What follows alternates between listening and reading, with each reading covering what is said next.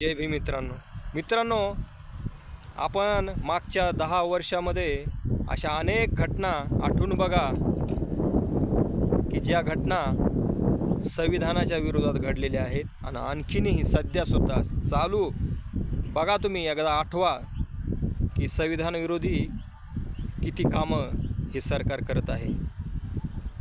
जे बाबासाहेबाला बिलकुलही मान्य होणार नाही, बाबासाहेबाच्या संविधानाला बिलकुलही लागू होत नाहीत, अशा अनेक घडामोडी देशामध्ये घडत आहेत. आणि दुसरीकडे हेच शासनकर्ती जमात काय म्हणत आहे, बाबासाहेबाचं संविधान सर्वश्रेष्ठ आहे, आम्ही संविधान विरोधी काम करणारे नसून आम्ही संविधान प्रेमी आहोत, असं ओरडू सांगत आहेत. कोण? मनुवादी लोक. हा फक्त ढोंग आहे त्यांचा बरं का. ह्यांचा ढोंग ओळखून घ्यायला पाहिजे आपण लवकरात लवकर. एकीकडे गुणगान गायचं, गमिनी कावा आहे हा पूर्वीचा मनुवादी लोकांचा.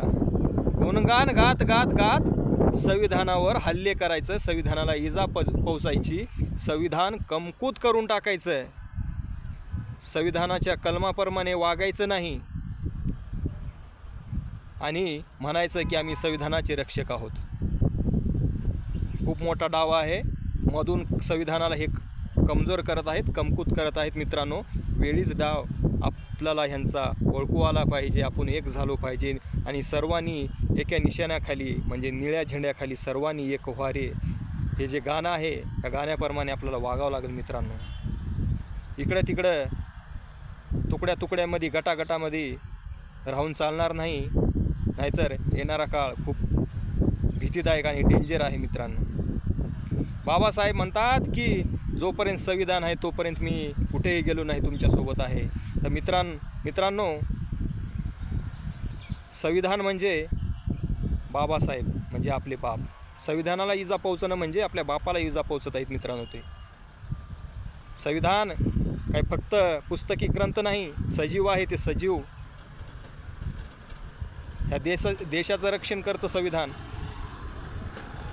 त्या संविधानावर ते रोज वार करत आहेत आणि त्या संविधानाला इजा पोहोचू कमकुत करत आहेत. मित्रांनो, संविधान नावापुरतं ठेवलेलं आहे त्यांनी, संविधानासारखं वागत नाहीत ते बिलकुलही. मनमानी कारभार चालू आहे. देशात लोकशाही आहे आणि ते हुकुमशाहीसारखं वागत आहेत. जसं काय देशाचे ते मालक आहेत असं वागत आहेत. मित्रांनो, यांचा डाव लवकर मोडून काढला पाहिजे मित्रांनो, आणि जाग झालं पाहिजे, सर्वांनी एक झालं पाहिजे. संविधान सुरक्षित तर आपण सुरक्षित मित्रांनो, नाहीतर येणारा काळ जो आहे खूप कठीण राहील आपल्यासाठी. वेळीच जागे व्हा. जय भीम, नमो बुद्धाय.